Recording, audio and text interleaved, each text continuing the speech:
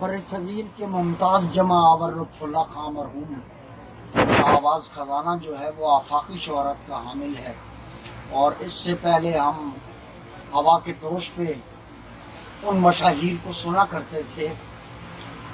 جن کے بغیر اردو ادب کا تصور محال۔ اس سلسلے کی 225ویں کتاب کی جلد اول چھپی ہے، جس میں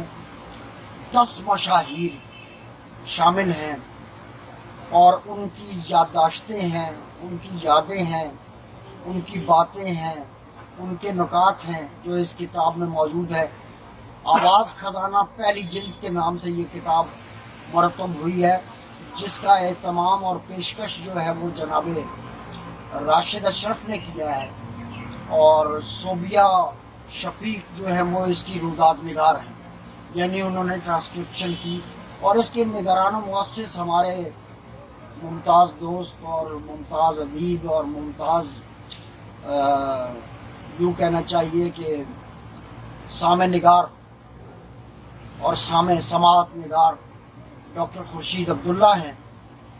انہوں نے یہ کتاب جو ہے وہ صوبیہ شفیق اور راشد اشرف ان دونوں کے تعاون سے، اور اندر بھی کتاب میں جن لوگوں نے علمی تعاون کیا ہے ان کا ذکر بھی ہے۔ تو اس میں میرے پسندیدہ لوگ، یہ 10 کے 10 میرے پسندیدہ لوگ ہیں جن کی تحریریں آج بھی میرے دل میں موجود ہیں، اور جن کے ساتھ آج بھی میں باتیں کرتا ہوں، گفتگو کرتا ہوں، ہم مکالمہ کرتے ہیں، بغیر کسی نتیجے تک پہنچنے کے لیے مکالمہ ہوتا ہے، اتفاق فاؤنڈری نہیں بنائی ہم نے۔ تو یہ کتاب مجھے میرے بہت ہی پیارے دوست ڈاکٹر محمد خورشید عبداللہ نے بھیجی ہے۔ اس میں مظفر علی سید جو میرے پسندیدہ ترین اور اردو کے عظیم نقاد ہیں، ان کی یادیں بھی شامل ہیں۔ اسی طرح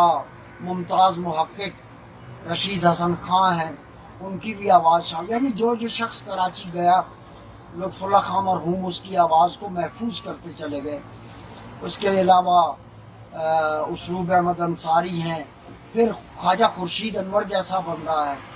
اور پھر بیگم رشید احمد صدیقی ہیں، پھر ڈاکٹر محمد صادق ہیں۔ تو یہ 10 شخصیات کی یادداشتیں ہیں جو ریکارڈ ہوئی ہیں، اور پھر یہ ٹرانسکرائب ہو کے ان کے صوبیہ مشتاق کے توسط سے ہم تک پہنچی۔ اگرچہ بعض جگہ ٹائپوز موجود ہیں، ایررز موجود ہیں، لیکن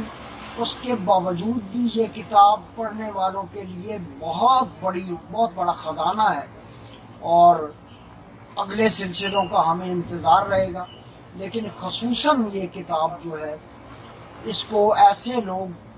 جنہیں سچے علم کی طلب ہے اور جنہیں سچا علم چاہیے، اور جو اپنے کلاسکس سے اور اپنے ماڈرن سے جڑنا چاہتے ہیں، ان کے لیے یہ کتاب کسی سوغات سے کم نہیں ہے۔ اور میں ممنون ہوں ڈاکٹر محمد خورشید عبداللہ کا، جنہوں نے یہ کتاب جس کا سرورق یہ ہے، یہ بڑی محنت سے تیار ہوئی اور انہوں نے